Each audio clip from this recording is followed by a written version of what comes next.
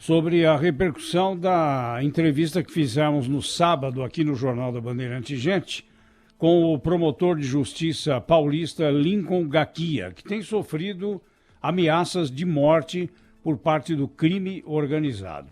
E o Pedro citou que era para ele ter ido ao estúdio da Bandeirantes no Morumbi, mas que por medida de segurança o aconselharam a não fazer a viagem lá do oeste, né, do estado aqui para São Paulo. Mas ele deu a entrevista por telefone e ele disse que recentemente até um drone sobrevoava a casa dele em Presidente Prudente, no interior do estado. Vamos ouvir alguns trechos dessa importante entrevista que foi ao ar sábado aqui no Jornal da Bandeirante Gente com o promotor Lincoln Gaquia. Alterou bastante a minha vida, tanto profissional quanto pessoal, né?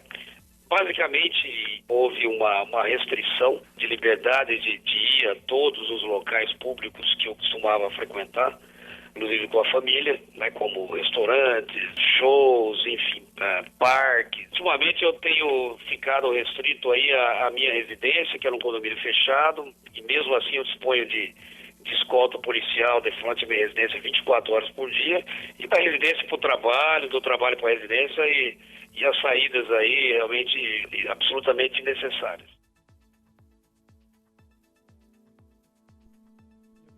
É um absurdo isso aí. Membros de facções escrevem cartas com as ordens, né, os chamados salves, dentro de penitenciárias. O promotor Lincoln Gaquia diz que as ameaças aumentaram depois da descoberta de um plano de resgate de líderes do PCC.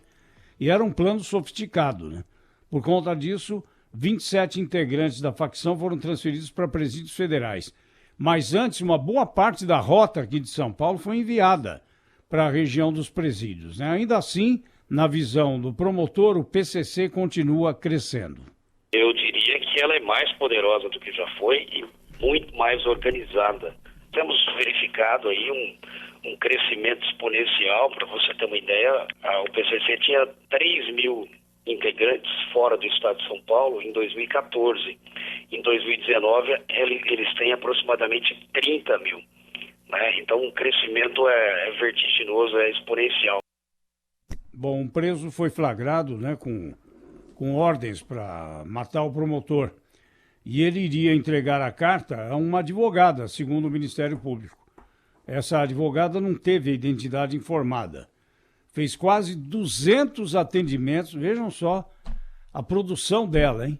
Ela fez 200 atendimentos a detentos em unidades prisionais do interior paulista desde o dia 5 de agosto. E só agora chamou a atenção da promotoria e dos investigadores. 200 atendimentos. Tem uma banca aí que deve ter uma estrutura gigantesca para atender tudo isso. Mas claro que não é isso, né?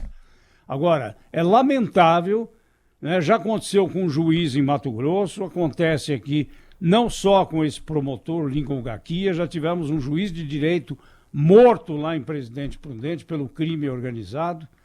E as autoridades estão aí de braços cruzados e de mãos amarradas porque não conseguem dar conta de combater o crime organizado. E nem a gente dando publicidade para isso resolve, né, Zé Paulo? Porque, assim como esse e outros tantos casos, no auge ali das ameaças, a gente tratou, ouviu, mostrou, jogou luz sobre isso. Quando a bola baixa um pouquinho, que o assunto sai das manchetes um pouquinho, é a hora que os bandidos atacam, né?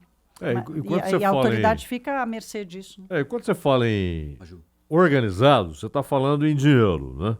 É o que move essa estrutura. O promotor falou aí em 30 mil pessoas, ou seja, isso é um pequeno exército, maior, por exemplo, do que o Exército de Libertação Nacional na Colômbia, maior do que as Farc nos seus últimos anos, e um número parecido com o que ela tinha no auge dela, né? É um pequeno exército. E com dinheiro, um dinheiro que não é tributado, não é controlável, etc.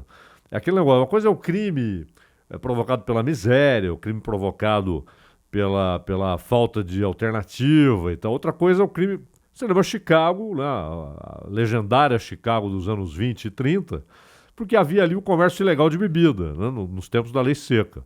Então, quando você tem um negócio que movimenta muito dinheiro, é claro que isso se organiza. E o mote é esse, é a grana. É muito dinheiro, um dinheiro que não é tributado.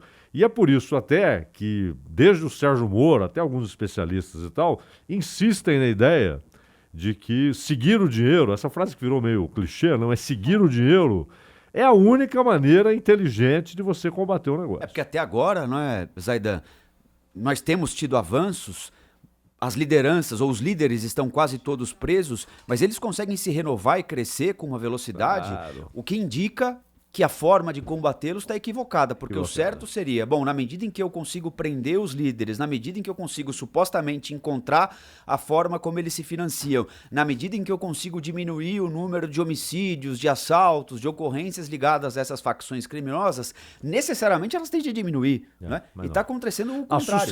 A sucessão, na verdade, não depende desse ou daquele. A sucessão, ela é movida pelo negócio em si. É muito dinheiro. Então haverá sucessores. É inevitável, né?